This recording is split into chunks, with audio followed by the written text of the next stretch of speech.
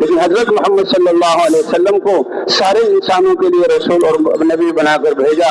وما ارسلناک الا کافۃ للناس بشیرا ونذیرا، اور ہمیں ان کی امت میں پیدا فرما کر ساری انسانیت کی ذمہ داری دی. کنتم خیر امۃ اخرجت للناس، تم بہترین امت اور سارے انسانوں کی نفع رسانی کے لیے نکالے گئے. صحابہ کرام، تابعین، تبع تابعین، 3 قرون 270 سال یا 300 سال یہ امت کی ذمہ داری پر رہی. کوئی طاقت ان کی جو ہے ان کو روک نہ سکی، اور اللہ کا دین کہاں سے کہاں تک پہنچا. اب جب یہ امت انتظامات میں لگی اور اس میں تھوڑی سی کمی شروع ہوئی تو یہ پہلا امت کا زوال تھا اور نقصان تھا جو شروع ہوا. ہوتے ہوتے حضور نے فرمایا پھر ایسا زمانہ آئے گا کہ تم جو ہے دین کی محنت کو چھوڑ دو. انکم علی بینۃ من ربکم، اے میرے صحابہ تم کو ایک واضح اور روشن راستے پر چھوڑ کر جا رہا ہوں. اور وہ جو ہے بینہ واضحہ کا انکم علی بینۃ من ربکم، اور جو ہے 2 نشوں سے اپنے آپ کو بچاؤ. اور وہ کیا ہے؟ انتم تأمرون بالمعروف، صحابہ ہوتے ہوئے نیکی کا حکم کر رہے ہو. وتنہون عن المنکر، اور برائیوں سے تم روک رہے ہو. وتجاہدون فی سبیل اللہ، اللہ کے راستے میں نکل کر اپنے جان و مال کو لے کر اور میدانوں میں اتر کر پوری دنیا کو دعوت دے رہے ہیں. دیکھو 2 نشوں سے اپنے آپ کو بچانا. ایک سکرت الجہل، اللہ کے احکام سے ناواقف ہو کر اور دعوے کرو ہمیں سب کچھ آتا ہے، یہ جہالت کا نشہ ہے. ایک آدمی نہ جانے تو یہ 1 درجے کی جہالت ہے، اور نہ جانتے ہوئے کہے کہ میں جانتا ہوں، یہ جہالت مرکبہ ہے. کہ دنیا کی محبت آ گئی، یہ دنیا کی محبت، ایک تو جہالت کا نشہ اور دنیا کی محبت کا خطرناک نشہ. تو حب الدنیا رأس کل خطیئہ، کہ دنیا کی محبت، رہنا دنیا ہی میں ہے اور دنیا کی نعمتیں اللہ نے ہمیں دی ہیں، ان نعمتوں میں اللہ کے احکام کو جو ہے زندہ کرنا ہے. لیکن اس دنیا کی محبت کا دل میں آ جانا یہ نقصان دہ ہے. جیسے کشتی میں چلنا پانی میں ہے اور سفر طے کرنا ہے، سمندر کے ایک کنارے سے دوسرے بڑے آدم تک پہنچنا ہے، لیکن جب تک سلامتی ہے جب یہ پانی کشتی کے اندر داخل نہ ہو. اگر اندر داخل ہو گیا تو سب ہلاک ہو جائیں گے. اس لیے رہنا دنیا میں ہے، لیکن دنیا کا یقین دل میں نہ آئے اور دنیا کی محبت دل میں نہ آئے. اس لیے حضور صلی اللہ علیہ وسلم محنت کی. صحابہ کرام 2 طرح کے تھے، مہاجرین اور انصار. مہاجرین جو مکہ چھوڑ کر اپنے مال و وطن اور رشتہ داروں کو چھوڑ کر مدینہ میں آئے، اور دوسرے انصار کہ مدینہ میں رہتے ہوئے حضور صلی اللہ علیہ وسلم کی مدد کی. کہتے ہیں اسی طرح اور انصار کے لیے اللہ اکبر کتنی زیادہ فضائل ہیں. حضور صلی اللہ علیہ وسلم فرماتے ہیں کہ دین کی مدد کرنے والے مدینے والے یہ اتنے اونچے لوگ ہیں. لولا الہجرۃ، کہ وطن کو چھوڑنا، اللہ کے راستے میں نکلنا، یہ اللہ کو اتنا پسند ہے کہ مجھ نبی اپنے حبیب سے بھی مکہ میں پیدا کر کے مجھ سے ہجرت کروائی. اگر ہجرت کا معاملہ نہ ہوتا تو اللہ تعالیٰ مجھے پیدا ہی انصار مدینہ میں کرتے اور میں ان کی نصرتوں میں رہتا اور انصار میں سے ایک ہوتا. تو یہ 2 قسم کے آج بھی محنت جو اللہ کے راستے میں نکل رہے ہیں، مہاجر تو نہیں ہے لیکن مہاجرین کے ساتھ مشابہت ہے. ہجرت تو اصل یہ ہے کہ انسان اللہ کی نافرمانی کو چھوڑ دے، اور اسی کے ضمن میں یہ آتا ہے اپنے دین کی حفاظت کے لیے جہاں اسلام پر چلنا مشکل ہے اور دشمن ہے اسلام کے، وہ چھوڑ کر کسی دوسرے وطن کی طرف اپنے اسلام پر چلنے کے لیے، دین کی محنت کے لیے ہجرت کرے. اس مہاجرین نے کی. اور انصار کیا ہے؟ اپنے گھر میں ہوتے ہوئے ان مہاجرین کی مدد کرنا اور ان کے لیے بھی اللہ کے راستے میں نکلنا. تو یہ پورا کا پورا مجمع اللہ کو راضی کرنے کے لیے جمع ہوا. اللہ نے توفیق دی، 3 دن یہاں رہے، اللہ اور اللہ کے رسول کی بات سنی، ساری باتوں کا خلاصہ کہ ہم رجوع اللہ کر لیں، اپنے گناہوں سے کوتاہیوں سے توبہ کر لیں اور اپنے گناہوں کی معافی مانگ لیں. اور جس محنت پر حضور صلی اللہ علیہ وسلم چھوڑ کر گئے تھے امت کو، یہ امت دوبارہ اس کی طرف لوٹ جائے اور ہم پوری انسانیت کی ذمہ داری کو سامنے رکھ کر اللہ کے راستے میں نکلنے والے بن جائے. فرمایا نیت کر لو گے تو میرے انما الاعمال بالنیات، تمہارا زندگی کا مقصد اور قیمت تمہاری نیتوں کی وجہ سے ہے. اگر اس محنت کی نیت کر لیں گے تو اللہ کے ہاں اس محنت والے شمار ہو جائیں گے. تو مقصود یہی تھا کہ جس کام پر, جس محنت پر, جس مقصد پر حضور صلی اللہ علیہ وسلم ڈال کر جائیں, پوری امت اپنی ذات سے ابتدا ہم سب اس پر آ جائیں اور پوری امت مسلمہ کو, مردوں کو, عورتوں کو, بڑوں کو, چھوٹوں کو اس محنت پر کھڑا کرنا اور بھائی دین کی دعوت پورے انسانوں کو دینا.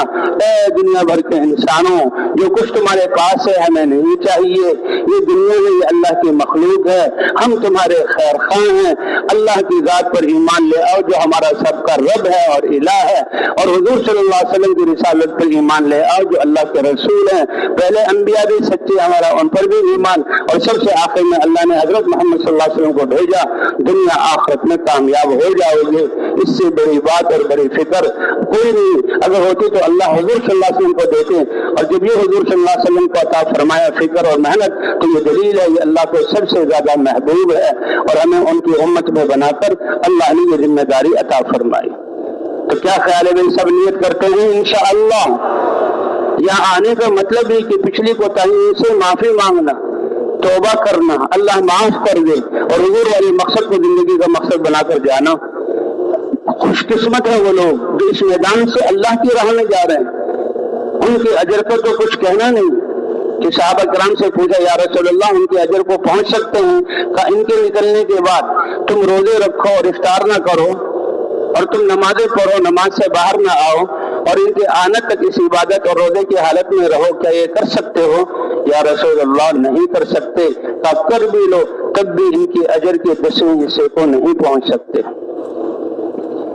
اللہ کے راستے میں نکلنا تو اتنی بڑی بات کہ حضور صلی اللہ علیہ وسلم نے غزوہ موتا کے موقع پر اپنے قریب کے اور گھر کے لوگوں کو اور دل کے قریب ان کو اللہ کے راستے میں روانہ کیا اور شہادت کی خوشخبری سنائی کہ یہ موتا کا روم سے لڑنے کے لیے ایک واقعہ ہوا تھا, اس کے لیے لشکر تیار کیا جا رہا ہے. پہلا یہ لشکر ہے, اس کے سب سے پہلے زید بن حارثہ کہ جن کو حضور صلی اللہ علیہ وسلم نے اپنا منہ بولا بیٹا بنایا تھا, اور جن کے بیٹے ہیں تو اسامہ سے حضور کو کتنی محبت تھی.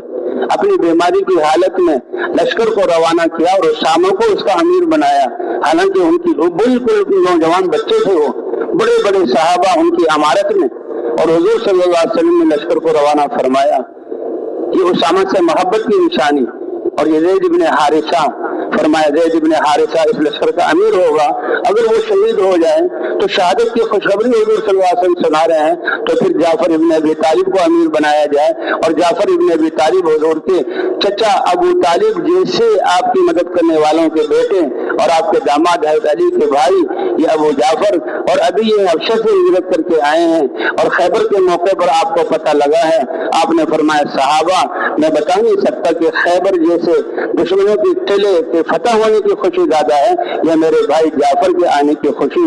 یا رسول اللہ اس کا تقاضا تو یہ ہے کہ جب جعفر نے آپ سے دوری میں حبشہ میں ہجرت کا وقت گزارا, دوری کا وقت گزارا, پردیسی پن کا وقت گزارا, اس کو اپنے سامنے رکھیں, لیکن نہیں, اللہ کا پیغام پہنچانا اتنا عزیز ہے اور اتنا اہم ہے اور انسانیت کی ہمدردی والا ایسا کام ہے کہ اپنے پاس رکھنے کے بجائے اے ابو جعفر تم امیر ہوگے. اور فرمایا جعفر بھی شہید ہو جائے, 28 سال کی عمر ہے, پھول جیسے بچے ہیں, جوان بیوی ہے, اور ابھی مدینے میں آئے ہیں, انہیں تو رہنا چاہیے تھا. اے جعفر تم بھی جاؤ, اور تم جب شہید ہو جعفر جب شہید ہو جائے تو اس کے بعد ابن رواحہ کو امیر بنا لیا جائے. اور جعفر کیسے شہید ہوئے کہ جب وہ میدان میں اترے تو میدانوں کی اور سامنے دو بدو ہتھیاروں سے لڑائی, اس کا دار و مدار جھنڈے پر ہوتا تھا کہ آدمی تو قد برابر ہے, آگے کیا ہو رہا نظر نہیں آتا, کس طرف چلنا ہے کس طرح نہیں چلنا, اس کا دار و مدار جھنڈے پر. جھنڈا ابو جعفر رضی اللہ تعالیٰ نے تھاما ہوا ہے اور آگے کی طرف بڑھ رہے ہیں. پیچھے لشکر جہاں جھنڈے کو دیکھ کر دائیں طرف مڑنا, بائیں طرف آگے بڑھنا, یہ حرکت کر رہا. پورے جنگ کا دار و مدار اس جھنڈے کی نقل و حرکت پر ہے. کافروں نے ان کا ایک ہاتھ کاٹا تو آپ جعفر نے دوسرے ہاتھ میں لے لیا, کافروں نے دوسرا ہاتھ بھی کاٹ دیا, دونوں ہاتھوں کو ملا کر سینے سے لگا دیا, حتیٰ کہ ان کے جسم کے 2 ٹکڑے کر دیے گئے. اور اللہ کے رسول یہ منظر بیان کر رہے ہیں اور رو رہے ہیں. جعفر بھی شہید ہو جائے تو ابن رواحہ کو امیر بنایا جائے. حضرت ابن حارثہ مہاجرین میں سے, حضرت جعفر ابن ابی طالب یہ جو ہے مہاجرین مکہ والوں میں سے, حضور کے چچا بھائی بالکل 28 سال کی عمر کا, یہ بھی شہید ہو جائیں تو ابن رواحہ یہ مدینہ والوں میں سے. یعنی اللہ کے راستے میں انسانیت کی ہمدردی کے لیے نکلنا کتنا بڑا عظیم ہے اللہ اور اللہ کے رسول کے ہاں۔ تو جمعے کا دن تھا روانگی کا، تو حضور صلی اللہ علیہ وسلم نے ہدایت دے کر روانہ کیا، صحابہ صبح کو روانہ ہو گئے۔ ابن رواحہ کو ایک اسرائیلی نے کہا تم تو جا رہے ہو اور نبی نے پیشن گوئی کی ہے، تم شہید ہو جاؤ گے، تو نبی کی پیشن گوئی پوری ہوتی ہے۔ انہوں نے کہا ٹھیک ہے میں تو شہید ہو جاؤں گا، لیکن یہ خیال آیا کہ جمعے کا دن ہے اور یہ آخری جمعہ ہے میرا یہاں مدینہ منورہ میں، جمعے کی نماز بعد میں ہوگی، جماعت تو پہلے چلی گئی، اجازت لی اور مسجد نبوی میں آ کر بیٹھ گئے، سواری موجود ہے اور جمعے کی نماز ہوئی، حضور کا خطبہ، حضور نے جمعے کی نماز پڑھائی اور جمعے کی بعد آپ نے جب چہرہ پھیرا تو ابن رواحہ سامنے، حضور پریشان ہو گئے، حیران ہو گئے، اے ابن رواحہ جماعت تو چلے گی اللہ کی راہ میں اور تم یہاں پر آدھا دن گزر گیا، کس لیے رکے؟ تو کتنا بہترین جواب دیا، لِأُجَمِّعَ مَعَكَ یا رسول اللہ، اے اللہ کے رسول یہ جمعہ یہاں پر آخری، تو آپ کے پیچھے جمعہ پڑھنے کے لیے روکا تو حضور نے کوئی خوشی کا اظہار نہیں فرمایا، فرمایا آدھا دن پیچھے رہ گئے، جی ہاں، تو فرمائیں اور وہ آدھے دن پہلے نکل گئے اللہ کے راستے، وہ پیدل چلے ہیں، جنگ تو ایک سال بعد ایک مہینے بعد ہونی ہے، وہ تو بہت سینکڑوں میل دور ہے وہ جگہ، اور انہوں نے شام کو ان سے مل جانا ہے۔ فرمایا ابن رواحہ یہ تمہارے اعمال تمہیں مل گئے اور تمہارے ساتھیوں نے آدھے دن کا فاصلہ طے کیا، اس پر مزید اللہ تمہیں سارے خزانوں کا مالک بنا، ساری زمین کی خزانوں کا مالک بنا دے اور تم اللہ کی راہ میں اس کو خرچ کر دو اور اس ثواب کو بھی میرے پیچھے نماز پڑھنے مسجد نبوی کے جمعے کو ملا لو، تو وہ آدھا دن پہلے جو تمہاری جماعت گئی ہے اس کے ثواب کو تم پہنچ نہیں سکتے۔ یہ اللہ کا راستہ اتنا قیمتی ہے۔ صحابہ جاتے ہوئے رات کا وقت ہے، یا رسول اللہ یہ رات ہم مدینے میں گزار لیں یا اللہ کے راستے میں جائیں؟ اندھیرا ہے اور راستے ناہموار ہیں اور طرح طرح کی مشکلات اور جھاڑ جھنکاڑ ہیں اور جو ہے راستے کے سانپ بچھو اور خطرناک چیزیں ہیں، کیا ہم رات گزر صبح کی روشنی میں چلیں؟ آسان ہوگا سفر یا رات ہی کو؟ اللہ کے رسول نے حکم نہیں دیا بلکہ ترغیب دی، فرمایا میرے صحابہ کیا تم یہ نہیں چاہتے کہ تمہاری یہ رات بھی جنت کے باغوں میں سے کسی باغ میں ہو؟ فوراً منشا سمجھ گئے، اسی وقت اللہ کے راستے میں نکل گئے۔ تو بھائی نکلنے والوں کو کیا کہنا، اب واپس جانے والے بھی اپنے آپ کو حضور کی محنت والا اور جو ہے انسانیت کا ذمہ دار سمجھ کر واپس جائیں تو یہ بھی خیروں برکتیں لے کر واپس جائیں گے۔ اب کیا ہے کہ ہماری زندگی کا مقصد امت کو اس پر لانا ہے، ہر مسلمان اپنی ذات سے لے کر ہر مسلمان کو حضور کی محنت پر، کتنی آسان محنت ہے کہ سب سے پہلے دعوت دینا، اللہ کی طرف رخ پھیرنے کے لیے مخلوق سے خالق کی طرف بلانا، اسباب سے اعمال کی دعوت دینا، دنیا سے آخرت کی طرف۔ بھائی کوئی مجلس ایسی نہ ہو جس میں ہم بیٹھیں جس میں ہم اللہ کی بڑائی اور وحدانیت کو بیان نہ کریں، بھائی کریں گے انشاءاللہ، اس ذات کے علاوہ ہے کون؟ لوگ دنیا کی تعریفیں کر، نہیں بھائی نہیں، یہ سب کچھ بنانے والے اللہ، جو بنانے والا ہے وہ زیادہ بڑا ہے۔ قوم عاد کو اپنی طاقت کا نشہ لگا اور وہ اس میں جو ہے مست ہو گئے اور ان کا نعرہ تھا من اشد منا قوہ، ہم سے زیادہ طاقتور کون ہے؟ اللہ کے نبی نے سمجھایا کہ دیکھو جس نے عدم سے وجود دے کر اتنا بڑا جسم تمہارا بنایا، کائنات کو مسخر کیا، کیا تمہاری عقلیں نہیں مانتی کہ وہ تم سب سے بڑا ہے؟ تو اللہ کی بڑائی یہ ہماری زندگی کا یہ جز ہے، یہ زبان اللہ نے دی اس لیے، یہ کان اس اللہ کی عظمت کو سننے کے لیے۔ تو کوئی مجلس ایسی نہ ہو کہ جس میں ہم اللہ کی بڑائی کو بیان نہ کریں اور اعمال سے جو ہے ہونے کو نہ بتلائیں۔ کتنی آسان زندگی۔ اعمال کیا ہے کہ ایمان کی بنیاد پر اللہ کی ذات سے محبت کرتے ہوئے اپنے جسم کو اللہ کے حکم کے مطابق استعمال کر لو، اس کے لیے دنیا کی کسی چیز کے زیادہ کم کرنے کی ضرورت نہیں۔ بادشاہ ہے اپنی بادشاہت میں، مالدار تاجر ہے اپنی تجارت میں، ذمہ دار ہے اپنے ذمہ دارے میں، اور فقیر سے فقیر ہے وہ اپنے فقر میں، یہ اللہ کے احکام کو پورا کر لے۔ تو اس لیے مخلوق سے خالق کی طرف اور اسباب و مادی نقشوں سے اعمال کی طرف اور دنیا سے آخرت کی طرف، آخرت کے اتنے تذکرے ہمارے سامنے ہوں کہ دنیا سے بے رغبتی ہو کر آخرت کی رغبت ہمارے دل میں پیدا ہو جائے۔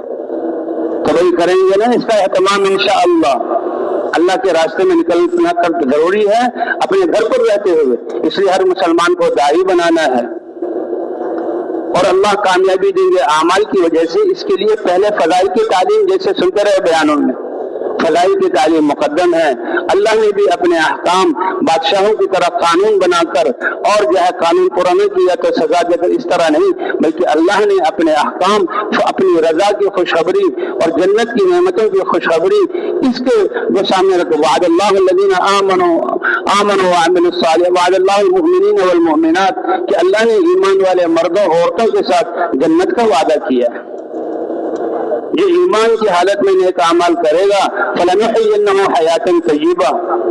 تو بھئی فضائل کی تعلیم اور فضائل کی تعلیم کے بعد مسائل کو علماء سے سیکھنا، اس فضائل ہی سے شوق ہوگا اور اعمال میں جان آئے گی اور مسلمان اپنی زندگی کو احکام کے مطابق۔ تو سب سے پہلے امت